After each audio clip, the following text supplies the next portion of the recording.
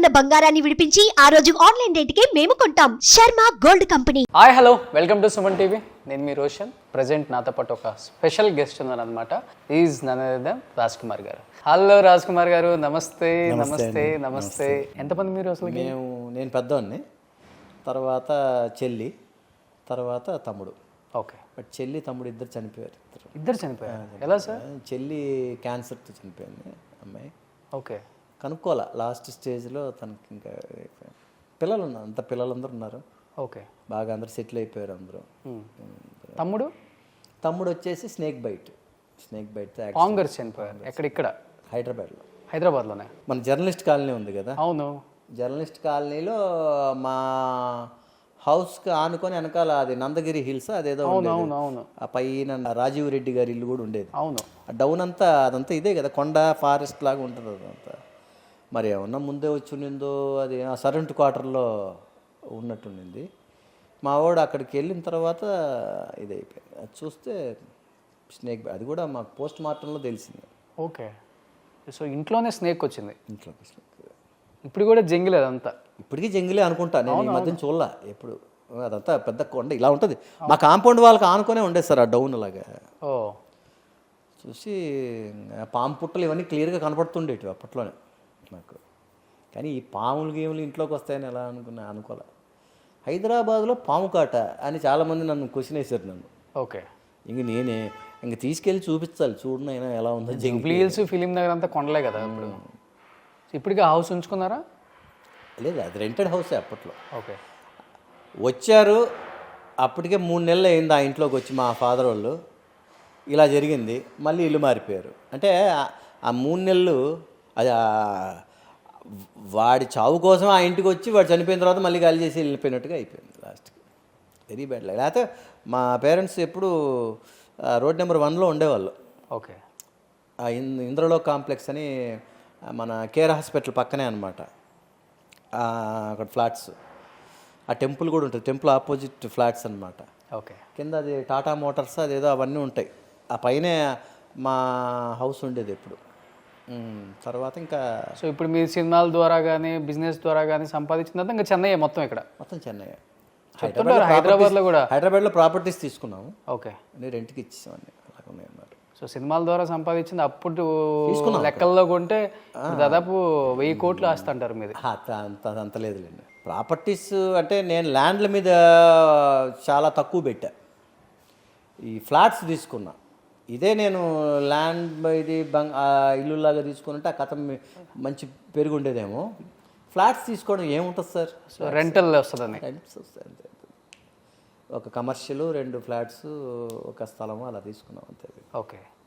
So anyhow మొన్న ఇంకా ఇదేవి పెరిగేటట్లేవు, depreciation తప్ప అప్రిషియేషన్ లేదని 2 అమ్మేసి ఇక్కడ తీసుకున్నాం అనమాట చెన్నైలో. అంతే. చెన్నైలో అప్పుడంతా గ్రౌండ్ 10,000కి 20,000కి వచ్చేది. ఇప్పుడంతా గ్రౌండ్ 5 కోట్లు 6 కోట్లు. లేదు సార్, 5,000 10,000 అని ఎప్పుడు లేదు. మీ ముందు టైం అది ఎప్పుడు నిందో మనకు తెలియదు. కానీ నేను వచ్చినప్పటికే టీ నగర్లోనే 20 లక్షలు ఉండింది గ్రౌండ్ అప్పుడు. ఒక గ్రౌండ్ టీ నగర్ 20 లక్షలు అంటే టాప్ అనమాట. ఇంకా వలసరవాకం ఇవన్నీ అయితే కొంచెం తక్కువ ఉండింది. 1 లక్ష రూపాయలు, 50,000, 1 లక్ష రూపాయలు గ్రౌండ్. ఇప్పుడు ఎంత గ్రౌండ్? ఆడ కూడా 4 కోట్లు. 4 కోట్లు గ్రౌండ్. 3 కోట్లు. 4 సినిమాలు తీసి 4 గ్రౌండ్లు కొంటే ఈరోజు 50 కోట్లు ఆడ. సార్ నేను సినిమాకు ఒక గ్రౌండ్ కొనుక్కున్నా కూడా ఇవాళకి అసలు 1000 కోట్లు. అసలు 1000 అని కాదు కానీ ఒక 100 కోట్లు గ్యారంటీ. ఎంత తక్కువ అనుకున్నా కూడా. సినిమాకు ఒక గ్రౌండ్ కొనున్నా కూడా ఒక 100 కోట్లు గ్యారంటీ. చెప్పేవాళ్ళు లేరా లేకపోతే అంతే? సార్ ఇప్పుడు శోభన్ బాబు గారు one of the richest actor in the south India అని చెప్తూ ఉంటారు కదా. అవును. సో మీరుంటుంది కూడా ఆయన ఇంటి పక్కనే. ఎప్పుడు సలహా ఇవ్వలేదా? అంటే నేను నిజంగా దాని మీద నాకు ఆలోచన లేకనేమో, ఆ తెలివితేటలు లేక, ఆ ఆలోచన లేక, వీటన్నిటికీ ఏంటంటే కరెక్ట్గా గైడెన్స్ ఉండాలి పక్కన. తర్వాత ఆ ఆలోచన అనేది మనకు ఉండాలి కొంచెం. అది లేదేమో మనకే అనిపిస్తుంది. సో దాంతో మనం ఆ పని చేయలేకపోయాం అప్పట్లో. ఏది నేను సినిమాల్లోనే ఆ రోజుల్లో 4 లక్షలు 5 లక్షల వరకు పెరిగాం. ఆ రేంజ్ రెమ్యునరేషన్ 5 లక్షల రెమ్యునరేషన్ 4 లక్షలు 5 లక్షల వరకు వచ్చాం. ఓకే. సో నేను సినిమాకి అప్పుడు వలసరవాకము ఇటు సైడ్ అంతా మన విరుగంబాకము వలసరవాకము ఇటు సైడు ₹1,00,000 50,000 ₹1,00,000 ఉండింది గ్రౌండ్. లేదా కొంచెం మెయిన్ రోడ్డుకి కొంచెం మెయిన్ స్ట్రీట్స్ మెయిన్ రోడ్డుకి అయితే 3 లక్షలు పెట్టామంటే గ్రౌండ్ వచ్చేసేది.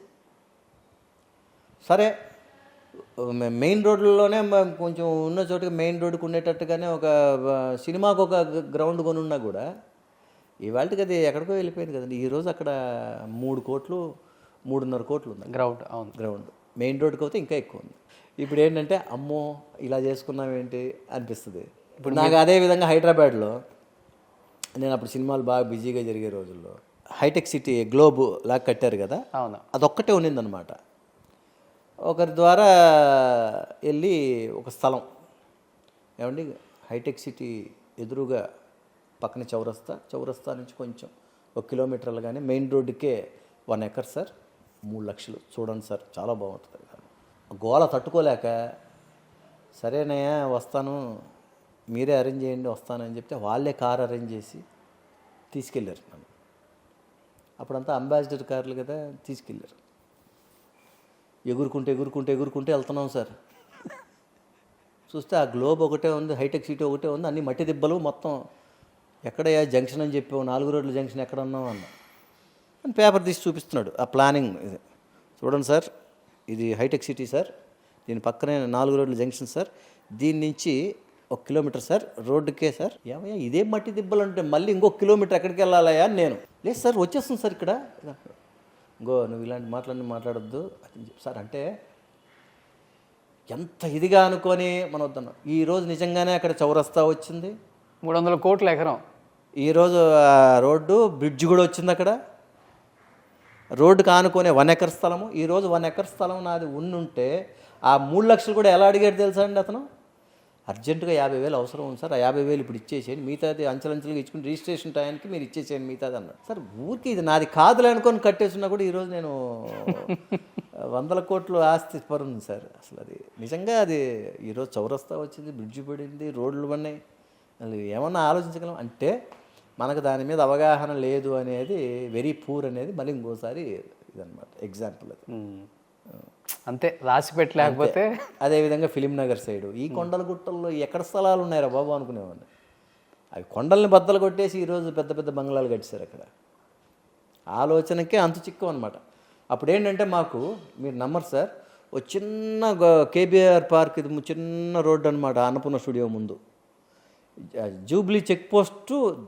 అక్కడి నుంచి సాయంకాలం 6 తర్వాత మాకు ప్రొడక్షన్ మేనేజర్లు కూడా డ్రైవర్లకు క్లియర్గా చెప్పి కారు ఎక్కిచ్చేవాళ్ళు మమ్మల్ని స్టూడియోలో. అక్కడ బండ్లు ఆఫ్ చేసి కొట్టి డబ్బులు అడిగి తీసుకొని పోతారు. బండ్లు ఎవరు ఆపినా కూడా ఆపక జాగ్రత్తగా తీసుకెళ్ళి వీళ్ళని గెస్ట్ హౌస్లో దించండి అని చెప్పి మేనేజర్లు చెప్పి పంపించేవాళ్ళు డ్రైవర్లకి. జూబ్లీ చెక్ పోస్టులు సాయంకాలం 6 తర్వాత అంత భయపడేవాళ్ళు అందరూ. ఈరోజు జూబ్లీ చెక్ పోస్ట్ అనేది అసలు main heart of the city లాగా అయిపోయింది అది. అవును, ఇంకా ఎక్కడ హైటెక్ సిటీ, ఎక్కడ జూబ్లీ చెక్ పోస్టు. కానీ ఈరోజు అక్కడ వెళ్తుంటే ఏదో ఫారిన్లో వెళ్ళినట్టుగా ఉంటుంది. ఇవన్నీ ఏంటంటే సార్ ఆ రోజు తెలియక అంతే. ఇప్పుడు శోభన్ బాబు గారు అప్పుడు పందులు బొదిలే కాడ ఎకరాలు కొన్నారంట ఆర్టిస్టులు. అన్నానగర్ సార్, అన్నానగర్. ఇప్పుడు ఈరోజు అన్నానగర్, ఈరోజు హాఫ్ ఆఫ్ ద అన్నానగర్ అయినదంటగా. అవును, చాలా ప్రాపర్టీస్ ఉన్నాయి అన్నానగర్లో. సోహన్ బాబు గారికి చాలా ప్రాపర్టీస్ ఉన్నాయి. అదేవిధంగా చంద్రమోహన్ గారు, వీళ్ళందరూ ఏంటంటే మురళీమోహన్ గారు ఎప్పుడు చెప్తూ ఉంటారు మాకు. ఇక్కడ లాస్ట్ మేము సీరియల్లో కూడా బాలాజీ టెలిఫిలిమ్స్లో మేమందరం వర్క్ చేసాం. హిందీ కుండలి సీరియల్, దాంట్లో నాకు ఫాదరు మదరు మురళీమోహన్ గారును మన లత గారు, అదే మన ఎంజీఆర్ లత గారు అంటారు కదండి, లత గారు మురళీమోహన్ గారు మాకు ఫాదర్ మదర్ అనమాట. దాంట్లో వర్క్ చేసాం. మురళీమోహన్ గారు ఎప్పుడు చెప్తూ ఉంటారు, అసలు భూమి మీద ఇన్వెస్ట్ చేయడం అనేది నాకు నేర్పించింది సోహన్ బాబు గారే అని ఆయన గర్వంగా చెప్తాడు. ఆయన భూమిని నమ్ముకున్న వాళ్ళు ఎవ్వరు చెడిపోరు అనేది. ఇవన్నీ మేము వినేలోపు వెనకాల ఆల్రెడీ చేసాం అన్ని పనులు అయిపోయి. ఇప్పుడు భూమిని నమ్ముకుందాం అన్నా కానీ ఇప్పుడు భూమిని ఇప్పుడు కొందామని ఏంటి కొనేది. హైటెక్ సిటీ అంతా చేపేరే కదా. మీరు చెప్పే 3 లక్షలది ఆయన అప్పుడు 30,000కి కొనుంటారు. అవును. సూపర్. సుమన్ టీవీలో మీ పర్సనల్ అండ్ బిజినెస్ ప్రమోషన్స్ కోసం కింది నెంబర్కి కాంటాక్ట్ చేయండి.